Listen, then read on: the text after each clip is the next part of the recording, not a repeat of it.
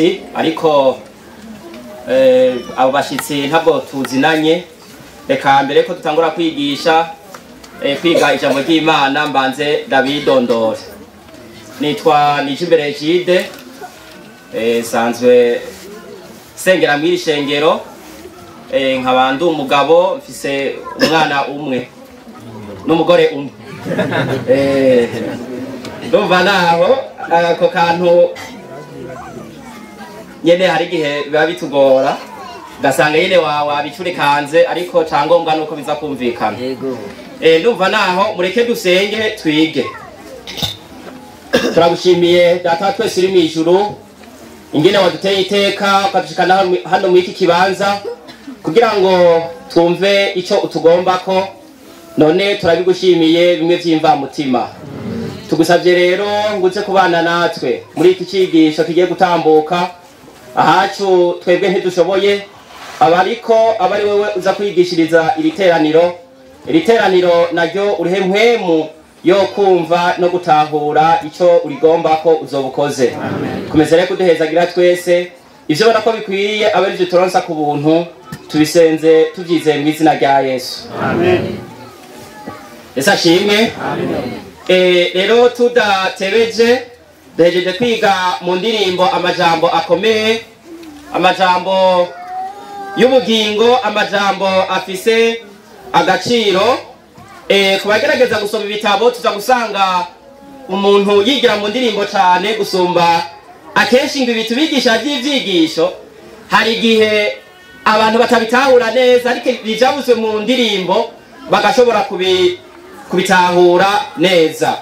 Ariko ntabwo tuba dukwiye gutahura ivyo mu ndirimbo gusa, noneho tuba dukwiye no gutahura n'ivyo mu vyigisho navyo Imana iba yaduteguriye. Ndumva naho ntatebeje reka ndababwira umutwe w'icigwa tugiye kwigana uyu munsi. Ni icigwa kitaja kurambirana, ndetse n'icigwa buri wese asabwa guhanga amaso kugira ngo ashobore kumva ivyiwe n'uburyo ushobora kwiyubaka ubwiwe ku giti ciwe. Hamwe n'ivyo rero twabateguriye icigwa kitubwira ngo umuryango mwiza kazoza k'ishengero. Umuryango mwiza kazoza k'ishengero. Yesu ashimwe. Ngira ngo aha twateraniye twese ngaha tugizwe n'imiryango itandukanye, sivyo none? Ariko iyo miryango iyo yononekaye, itorero ubwaryo naryo rigira ikibazo, kuko uzosanga abayobozi barara badasinziriye, barara bataryamye, yemwe bakanareka kuja kurondera aho baronderera ivy'ubuzima bwa misi yose, ariko bahangayikishijwe n'iyo miryango imeze nabi. Yesu ashimwe. Icigisho rero tugiye kurabira hamwe, turaza kurabira hamwe ibiranga umuryango mwiza, ndetse na bimwe abantu badakunze kumenya vyatumye ingo nyinshi zisambuka ariko kubwo ubutamenya. Yesu ashimwe. Ivyo nivyo rero tuza kurabira hamwe kugira ngo ivyo vyahora bituma tudahuza, umugabo n'umugore badahuza, abana badahuza, na serugo adahuza n'umukenyezi we n'abana, ni kuvuga ngo uwo muryango udahuza n'ikibano. Ivyo byose rero twamara kubisobanukirwa, turaza kumenya yuko dushize inguvu zacu zose mw'ijambo ry'Imana ko byose bishobora kugenda neza. Yesu ashimwe. Reka dutangure gusoma isomo ryanditse mu gitabo c'Itanguriro. Ni igice ca mbere, turasoma ku murongo waho wa 27. Haranditse ngo nuko Imana irema umuntu mw'ishusho yayo, mw'ishusho y'Imana niho yamuremye, irema abantu bari uburyo bubiri. Maze Imana irabahezagira iti nimurondoke mugwire, mwuzure isi, muyiganze, mugaba amafi yo mu kiyaga n'ibiguruka mu kirere n'ifise ubugingo vyose bigendagenda ku isi. Yesu ashimwe. Iri jambo ritweretse ingene Imana yaremye umuntu. Uhereye ku murongo wa haruguru gato uza gusanga Imana mu kurema umuntu yamwishushanyije ko. Yesu ashimwe. Namwe nimwumve twebwe Imana ikitutunganya ikirema Adamu na Eva. Adamu na Eva yari fotokopi y'Imana. Yesu ashimwe. Ndetse ngo n'ubwenge ugutungana byari fotokopi y'Imana. Nikimenyamena ngo Imana ngo niyo yabateranya ku mugoroba ngo yamiza kubagendera ikabakoresha amateraniro abo bantu babiri. Yesu ashimwe.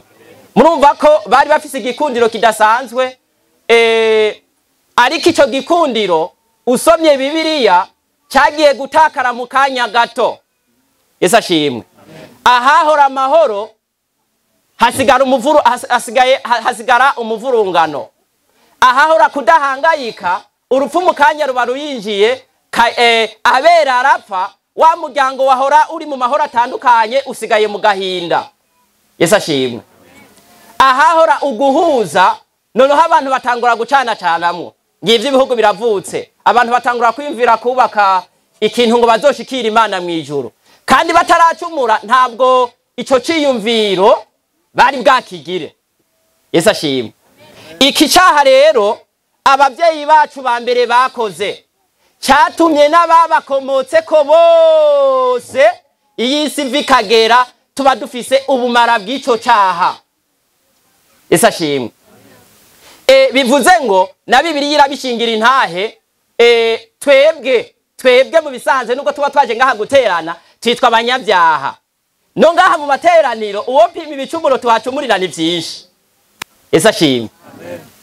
Umuntu ashobora kuba yaje guterana ariko ntamenye iyo bivuye, ugasanga yumviriye imari ziwe, ugasanga aretse kukwirana umwigisha nk'ibisegonda nk'ibiri yashitse mu Bushinwa, ariko je sindacaye, canke nashitse mu bitabo, canke ubundi yashitse ku kazi, ubundi yagiye ku gifundi.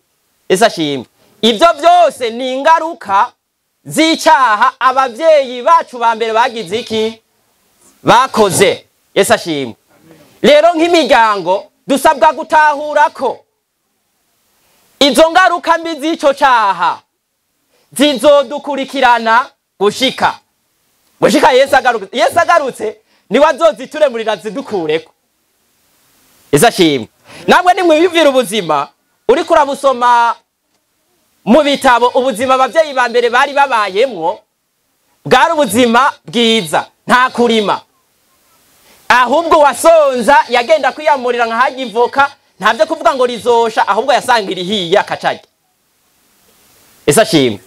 Imicungwe ntabwo yahangayika ngo hariho imiti bazoyitera ngo izomwice, ahubwo haravye hose agashaka umucungwe yacagira iki yacayamura. Yesu ashimwe. Uku twambara amakoti tukagira ibihe bitubangamira ugasanga imbeho nyene yadukanitse, oya ivyo ntivyabaho. Yesu ashimwe. Uwo rero yari foto y'umuryango wa mbere utaracumura. Ahantu murahumva? Yari foto y'umuryango wa mbere ariko utaragira iki utaracumura. Umaze gucumura rero mwumvise ko vyabaye ibindi bintu. Kugira ngo dushobore kunyarutsa, reka dusome mu gitabo ca Yesaya 58 turasoma ku murongo waho wa 12. Hariho ijambo rihanditse,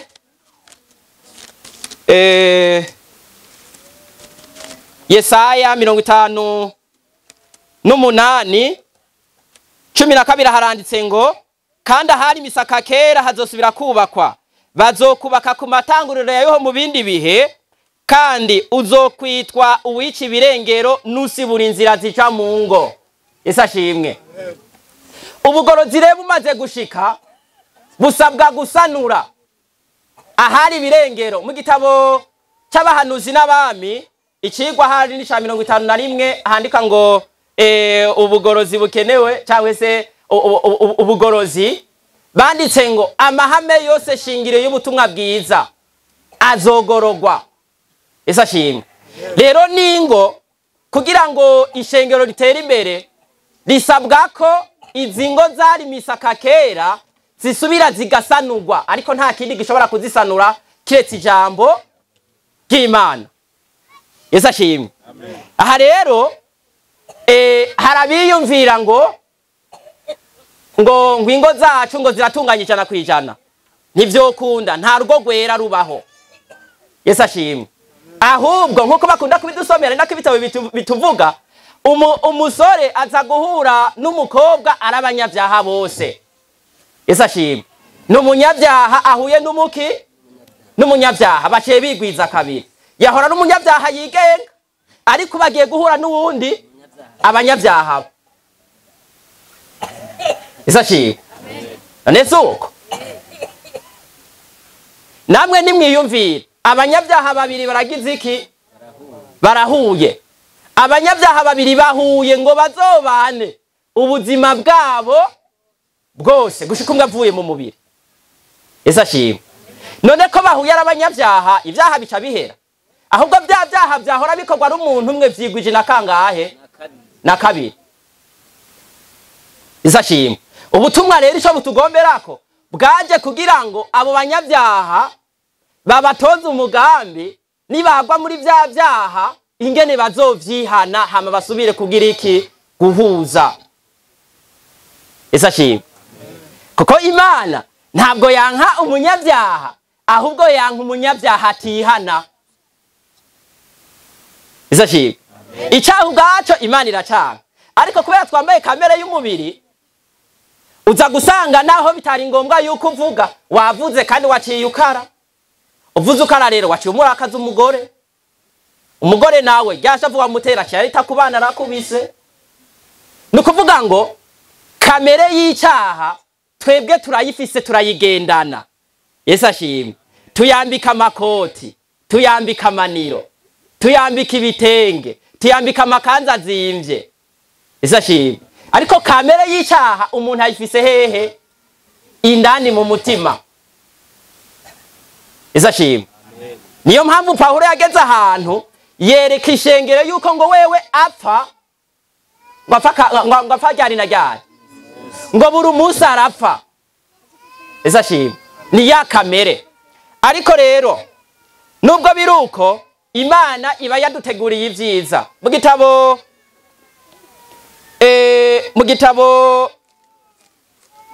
Mwiki gitabo reka dusome mu gitabo ca Maraki mwumve. Maraki igice cyaho hingenda kibabwira ca 4 ku murongo waho wa 5 haranditse ngo umve nzobarungikira Eliya uwavugishwa nanje uwo munsi w'uhoraho uhambaye kandi uteye ubwoba utarashika. Uwo niwe gisanganya azosanganya imitima yabase n'iyabanyina kugira ngo noye kuzoza ngatera isumuvumo. Yesu ashimwe. Amen. Ubutumwa bwa Eliya wundi agiye kuza nubu bugorozi. Yesu ashimwe. Ariko ubugorozi impamvu buje busanga imitima yabase n'iyabanyina itakigira iki? Itagihuza. Ubutumwa rero bushitse buje kugira ngo ya mitima bagira iki? Bayihuze. Yesu ashimwe. Ariko nkuko nabivuze hari imico nimye twebwe tutamenya, ariko ugasanga iyo mico niyo kiratuma tugira iki? Dusambura kandi bitari bikenewe. Namwe reka ndabaha akarorero. Yesu ashimwe. Amina. Sinzi ko hano mu butumwa biba umugabo ariyibuye mu muceri. Umuceri murabona zirya ntete zawo, akaca avuga ati wa mugore we ntuzi gutora umuceri, n'uyu mukozi cumwirukana ntavyashoboye. We wa mugabo wowe uguhanga ubutore ntajya wosigazamwo. Yesu ashimwe. None ntiryosigaramwo. Twombere tusigazeyo na menshi. Usanga uriko urahirya uguye kwibuye ukubita. Mugabo kubera yoba ari wowe wawutoye wohora, ariko kubera umukenyezi wawe ari we yawutoye akarisigazamwo ucumubwira ati nta vyawe ntavyushoboye nzokwironderera uwundi. Kandi nawe wo gushira mu ico kibanza atawe woshobora kugira iki? Gutora. Yesu ashimwe. Ako kantu ugasanga abantu karabatandukanije, karatumye imitungo mugabura mu masentaro muragiyeyo kubera iki? Ibuye wariye mu muceri. Yesu ashimwe. Hamwe n'ivyo rero iki cigisho nashatse muri rusangi twigane abantu bane. Burya isi yose igizwe n'abantu bane. Izashira. Aha turuko iri teraniro turi abantu bangahe? Bane batarenga. Izashira. Niyo mpamvu nabubakanye mwo kimwe n'umuntu umwe yahuye n'uwundi umwe. Kandi abo bantu ntabwo bafise imico imwe. Rero tugiye kwigana abo bantu bane, tuca twiga mu nyuma turabe no muntu umwe kuko abo bantu bari barimwo, ariko icabashoboje guhuza ni igiki. Izashimwe. Turifashisha igitabo cyanditswe n'umwanditsi yanditse ku vyerekeranye n'ingo n'imiryango, yitwa igenda mu basomere, yitwa Nancy Van Perty. Yanditse mu gitabo ngo Vivre Communiquer, yanditse ingene imiryango ishobora kuganira atagubangamiye uwundi. Izashimwe. Mwiki gitabo kubazokironka bakagisoma, hari uburyo umuntu ategera amatwi uwundi atamubangamiye. Hari uburyo umuntu abwira ijambo uwundi atagize iki, atamubangamiye. Hari n'uburyo bakemura amakimbirane aba yadutse mu muryango atawubangamiye uwundi, bikagenda neza. Mwiki gitabo rero, iki gitabo cy'uyu mwanditsi yitwa Van Perty, yanditse yerekana ingene hari abantu bane batarenga. Hano yanditse ku ipaji ya 18, nous tous, twebwe twese ibiremwa, sommes une combinaison de deux ou davantage de quatre tempéraments de base. Banditse ngo twebwe tubanye duhuza imico karemano ibiri canke ine, ariko iyi ne nukuvuga ngo niyigaragaza. Muraza kumva hepfo baranditse ngo en général il y en a un qui prédomine. Banditse katwa muri rusangi mwizo zine hari imwe yiganje. Ezashimwe. Hepfo baranditse ngo aucun tempérament n'est meilleur que l'autre. Nta nimwe nziza isumvye izindi, ahubwo zose hari ibyiza byazo, harimo nibibi byazo. Nukuvuga umuntu uko ari agizwe n'ibice bibiri, harimo igice kibi n'igice ciza. Izashimwe. Niba utarakara vuba, urashobora kuba abantu batarakara vuba, ariko hari igihe wikwega mu bikorwa ugacereza abandi. Izashimwe. Hepfo rero baranditse ngo les différences sont si elles n'arrivent pas les différences si elles n'arrivent pas aux extrêmes et sont canalisées d'une manière adéquate peuvent toujours se révéler positives, surtout dans le cas d'un couple. Baranditse ngo ubwo butandukanye mu gihe bwatwawe neza ningira kamaro cyane cyane mu bubakanye. Izashimwe. Naho rero ariko imbere yuko ndababwira aba bantu bane, reka mbanze ndababwire ibintu umwanditsi yagerageje kwegeranya bituma cyangwa se ari byiza iyo abantu babishinze mu muryango bashobora kubana neza atawubangamiye uwundi, bose ugasanga uwo muryango umeze neza. Izashimwe. Reka turabisoma kubandika barashobora kwandika. Icyambere ni guha agaciro uwo mwubakanye. Izashimwe. Icyambere ni guha agaciro uwo mugize iki mwubakanye. Nta gasuzuguro gakwiye kubaho hagati y'abubakanye. Wewe niba wagiriwe amahirwe ukaronka amahera uri umugabo, yazane uyarishe ku mukenyezi wawe kuko niwe wamuzanye. Umukenyezi nawe niba yagiriwe amahirwe akaronka udufaranga, ntacaja hejuru y'umugabo ngo jewe rengo ndakomeye ngo sigara ndagutwara. Hariho abaca babigenzuka. Ahubwo usabwa guha agaciro uwo mugize iki mwubakanye. Icya kabiri, usabwa kumukunda uko ari kose. Sashi haragakuru kamwe nawe kumbe muramaze kukumva. Hari umugabo umwe na Gakuru, hari umugabo umwe yagiye kurondera umukenyezi, ariko araba umukenyezi asa neza cyane isura, ariko nta mukenyezi mubaba, burya nta muntu mubaba, umuntu ni mwiza ku muntu. Yesu ashimwe. Afata umukenyezi bari bubakanye mbere, aramwirukana ati wewe ntukimeze neza, genda ngiye kurondera ugezweho. Agiye kumurondera araba udusaya twiza, araba inzobe, araba umuntu ahagaze neza, ku buryo bw'uko bari kumwe yavuga ati naje ndafise umuntu no present mu bandi. Isashi abo bantu barabaho. Agezaho sinzi ukuntu uwo muntu yipakije, aripakiza gatoya, agira agasanganya ariko ntiyapfa, ariko amenyo ya mbere abanza aravayo. Yasura agira ibipfupfuri kandi izo nkovu ntizigeze zizima. Wa muntu aravyihweza ati bwa bundi umukenyezi wanje namuhoye ubusa. Isashi namwe ni wumve we wazanye umuntu uvuga ati uyu muntu nakataraboneka. Bigezaho yasura wahora urabarabo, uraba ibipfupfuri, uraba ibihanga, aho rinyenyi uharaba ibihanga. Yahora yisiga agafondote n'agapudre kakamufata, ubasize ahubwo bica vyirabura. Avuga ati bwa bundi nta mukenyezi mubi agize iki abaho. Yesu ashimwe. Ona babwire ngo ugerageje gusoma kugerageza gusoma ubushakashatsi, aba ingo nyinshi zisambura bapfuye ibintu bidafadika. Yesu ashimwe. Reka ndaguha akarorero kamwe nagakunda gashika no mu banza.